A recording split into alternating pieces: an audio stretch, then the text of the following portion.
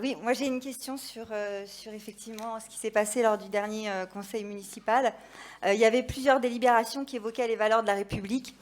Et puis il y a eu un instant dans ce conseil municipal, et je l'avais évoqué avec vous, qui ne m'avait pas du tout plu, où vous nous aviez rabaissé, moi et mes collègues, en disant que nous ne travaillions pas nos dossiers, en insinuant voilà, qu'on ne se mettait pas au travail. Et j'avais repris ça avec vous parce que j'avais trouvé ça très insultant. Donc je voulais revenir là-dessus, si vous me le permettez. Donc Monsieur Perdriau, car pardonnez-moi, je ne peux plus dire Monsieur le maire sans être insultant pour cette fonction.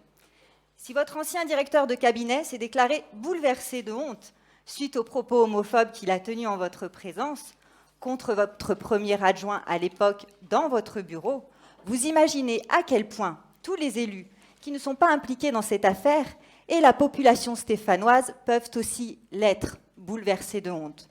Bouleversés de honte de constater qu'à cause de vous et de certains de vos collaborateurs dans cette affaire, les élus dans leur ensemble vont à nouveau malheureusement être entachés et considérés par beaucoup comme des personnes opportunistes et malhonnêtes, sans foi ni loi, bien loin des valeurs d'intégrité et de probité que tout élu est censé représenter.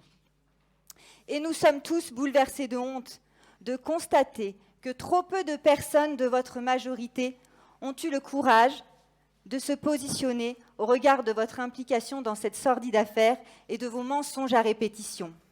Et en même temps, nous sommes si peu surpris, puisque depuis 2 ans, personne autour de vous ne s'est indigné et n'a osé reprendre au sein de cette Assemblée démocratique vos propos outrageants à notre rencontre, vos propos insultants, diffamants ou sexistes à chaque conseil municipal.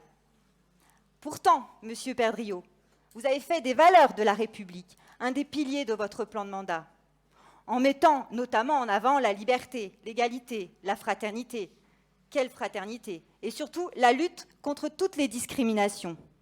Précisant, je vous cite, « Les discriminations portant sur le genre comme l'homophobie sont interdites. » En 2020, suite à une agression homophobe, vous dénonciez une société qui est incapable d'accepter, de comprendre et de s'enrichir de la diversité de l'autre, court à terme à son déclin.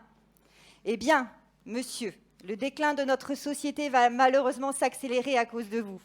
En effet, vous avez accepté, sans aucune indignation, que votre directeur de cabinet tienne devant vous, dans le bureau du maire, des propos ouvertement homophobes, assortis de menaces à l'encontre de votre premier adjoint.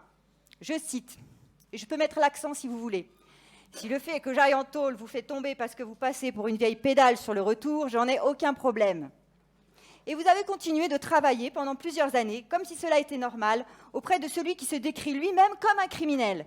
Monsieur, pensez-vous que l'homophobie soit plus tolérable dans l'ambiance feutrée du bureau du maire que dans la rue?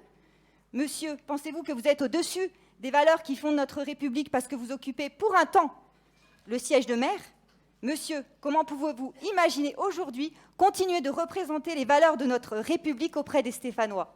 Merci.